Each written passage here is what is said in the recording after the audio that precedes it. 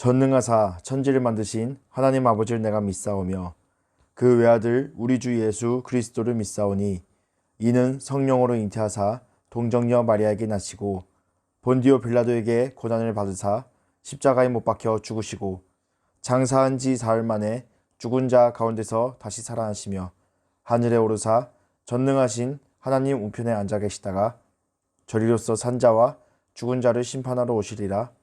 성령을 믿사오며 거룩한 공예와 성도가 서로 교통하는 것과 죄를 사하여 주시는 것과 몸이 다시 사는 것과 영원히 사는 것을 믿사옵나이다. 아멘.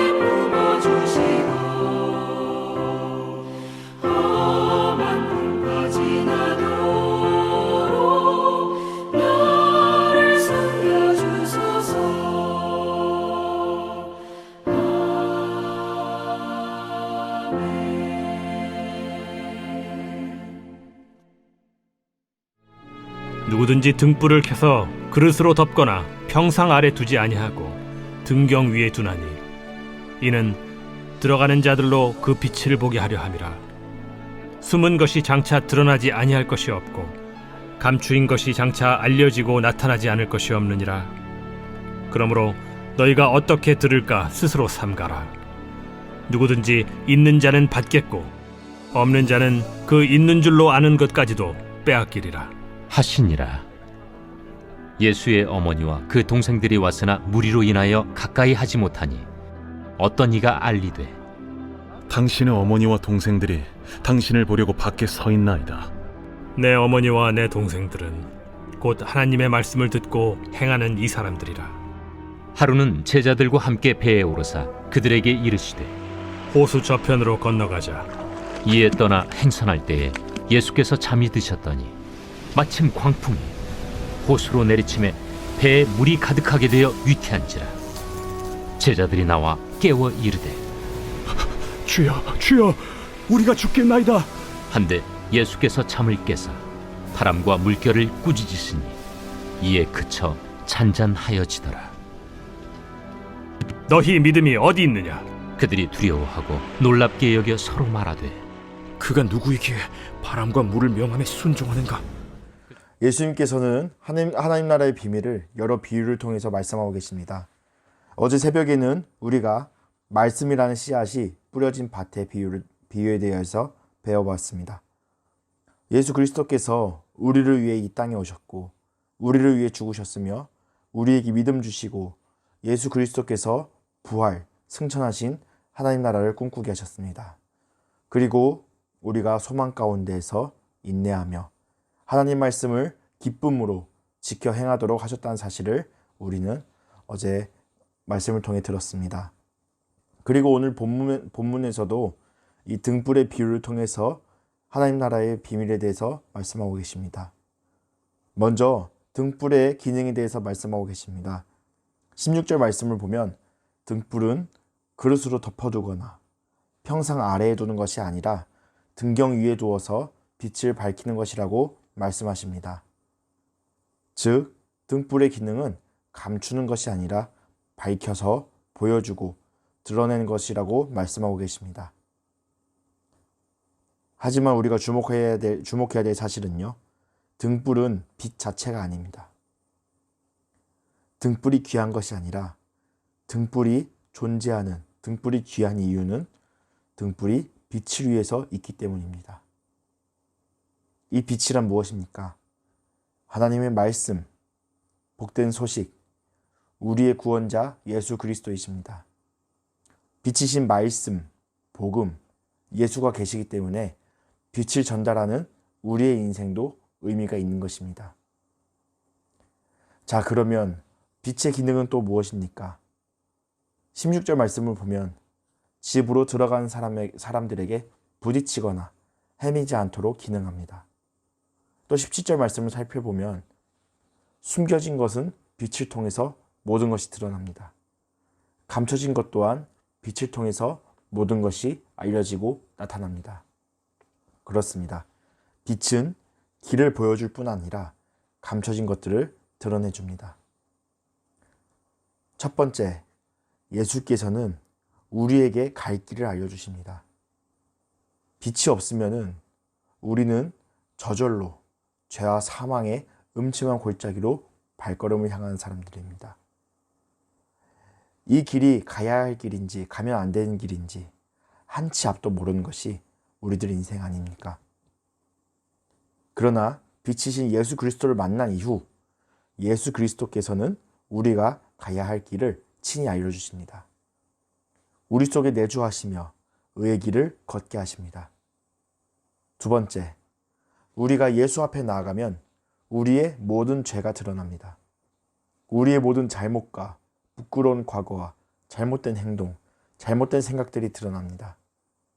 이전에는 이것이 얼마나 추하고 악하고 더러운 죄의 모습들이었는지조차 우리는 몰랐습니다. 하지만 예수 그리스도께서 이것이 얼마나 끔찍한 것인지 알게 하십니다. 깨닫게 하십니다.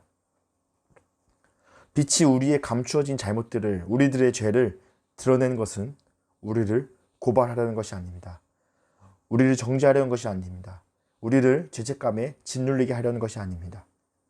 도리어 빛이 우리의 죄를 드러내는 이유는요, 우리가 우리의 연약함, 우리의 무능함을 깨닫게 하시기 위해서 우리의 죄를 드러내십니다.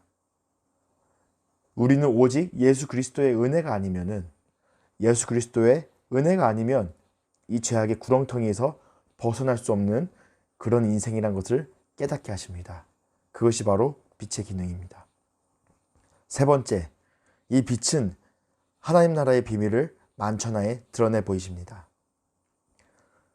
세상 주관자들과 세상 권세들이 통치했던 시대를 끝내시고 거짓 평화 속에서 숨겨진 죄와 참혹함과 비정함으로 점철된 이 어둠을 끝내시고 심판하실 것입니다. 그리고 진정한 평화, 지금까지는 죄를 덮고 참혹하고 비정한 사람 사이에 정말 차갑고 사랑이 없는 이 거짓 평화, 이것을 덮는 어둠을 걷어내시고 진정한 평화의 왕이신, 진정한 빛 대신 생명의 빛 대신 예수 그리스도께서 통치하시는 하나님 나라를 드러내십니다. 그리고 하나님 나라의 진정한 비밀은요, 오직 그 빛을 따라서 듣고 지키고 행하는 자들이 누릴 수 있는 나라라는 사실입니다.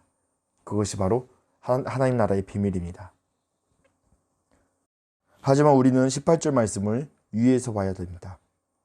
있는 자는 받지만 없는 자는 있는 줄로 알고 있는 것까지도 빼앗기리라 말씀하십니다. 예수님께서는 왜 하나님 나라의 비밀을 비유로 말씀하셨는지 설명하시면서 다음과 같이 말씀하셨습니다. 보아도 보지 못하고 들어도 깨닫지 못하게 하려 함이라.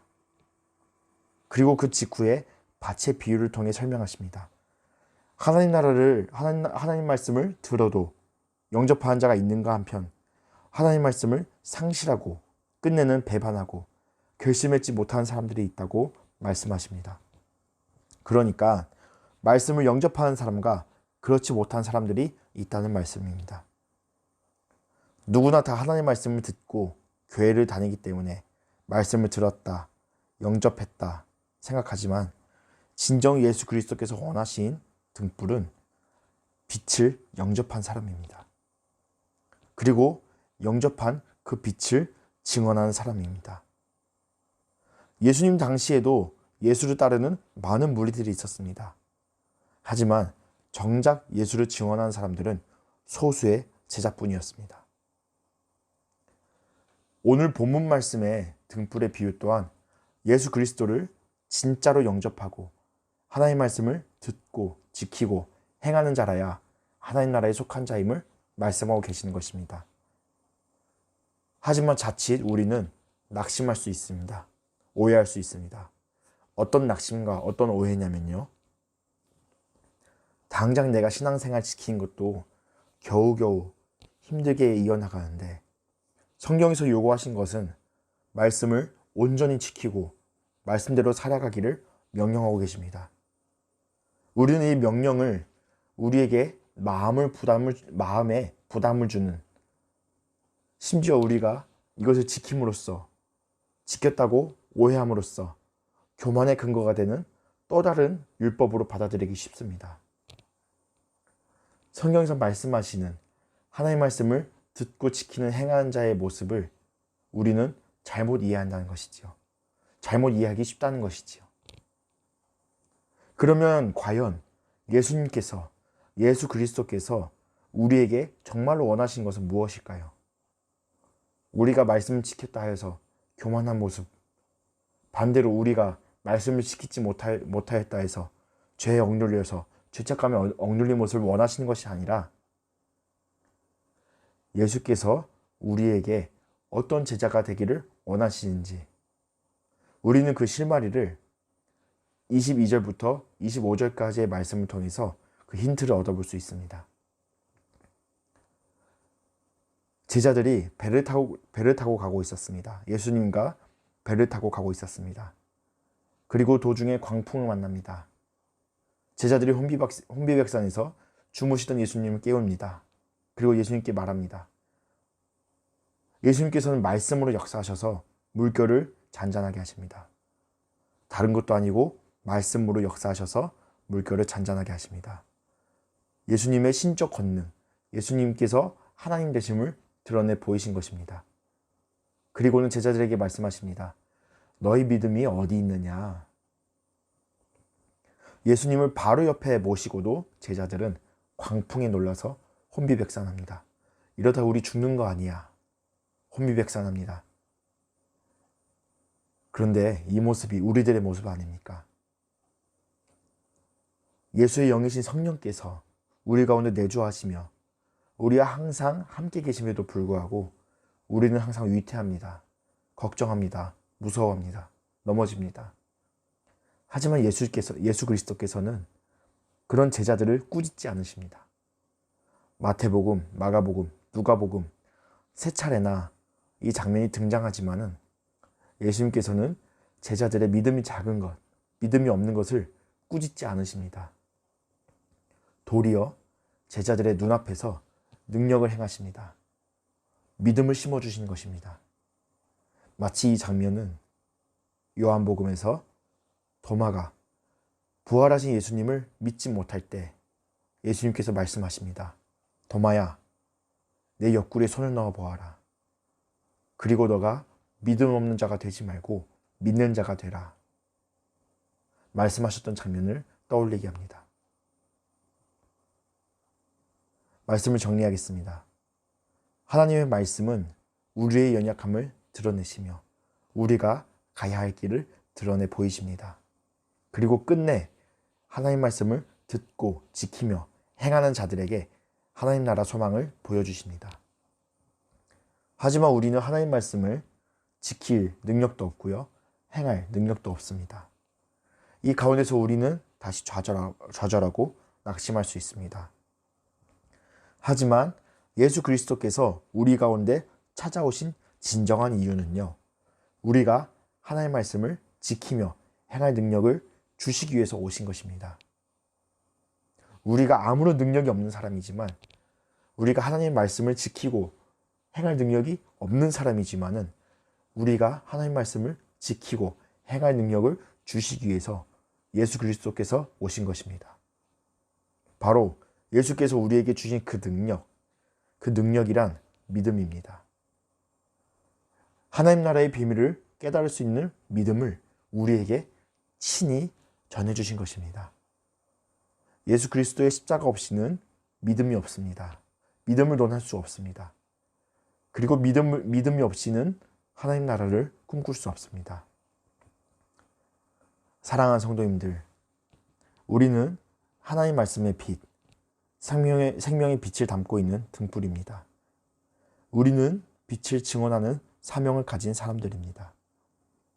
예수 그리스도께서 우리에게 주신 믿음 가운데 우리의 의를 드러내는 것이 아니라 우리의 강함을 드러내는 것이 아니라 하나님 말씀을 지키고 순종하고 삶으로 살아가는 가운데 하나님 말씀이 우리 삶 가운데 푹 젖어서 우리의 말과 행동을 통해서 하나님의 영광이 드러나는 가운데 우리의 가족과 이웃과 자녀들에게 하나님을 증언하는 오늘 하루를 살아내시기를 예수님의 이름으로 소망하고 축복합니다. 기도하겠습니다. 하나님 감사합니다. 하나님, 우리가 무엇이 간데 우리를 사랑하시고 우리에게 찾아오셔서 우리에게 믿음을 주셨습니까? 하나님, 우리가 전에는 어둠 가운데 행하는 자들이었고 우리가 전에는 빛이 무엇인지 몰랐던 자들이었고 심지어는 하나님 말씀을 거절했던 자들이었지만 예수 그리스도의 그 놀라운 사랑으로 우리에게 믿음 주시고 우리의 죄를 깨끗게 하시고 우리가 이제 다시 예수 그리스도의 생명의 빛을 증언하는 삶을 살아가게 하신 것 감사드립니다. 하나님, 우리가 어느 위치에 있든지 간에 우리가 어떤 상황 가운데 있든지 간에 우리가 하나님 말씀을 온전히 지키고 하나님 말씀을 온전히 행할 수 있도록 하여 주시옵소서. 우리의 말 가운데, 우리의 생각 가운데, 우리의 행동 가운데 하나님 말씀을 온전히 행하며 생명의 빛을 증언하는 오늘 하루 살아갈 수 있도록 하나님 우리의 길을 인도하여 주시옵소서. 모든 것 감사드리옵고 살아계신 예수님의 이름으로 기도드렸습니다. 아멘. 하늘에 계신 우리 아버지여, 이름이 거룩히 여김을 받으시오며 나라에 임하옵시며 뜻이 하늘에서 이루어진 것 같이 땅에서도 이루어지이다. 오늘날 우리에게 일용할 양식을 주옵시고 우리가 우리에게 죄 지은 자를 사하여 준 것 같이 우리 죄를 사하여 주시옵고 우리를 시험에 들게 하지 마시옵고 다만 악에서 구하시옵소서. 나라와 권세와 영광이 아버지께 영원히 있사옵나이다. 아멘. 오늘 하루도 믿음 가운데 승리하시길 소망합니다.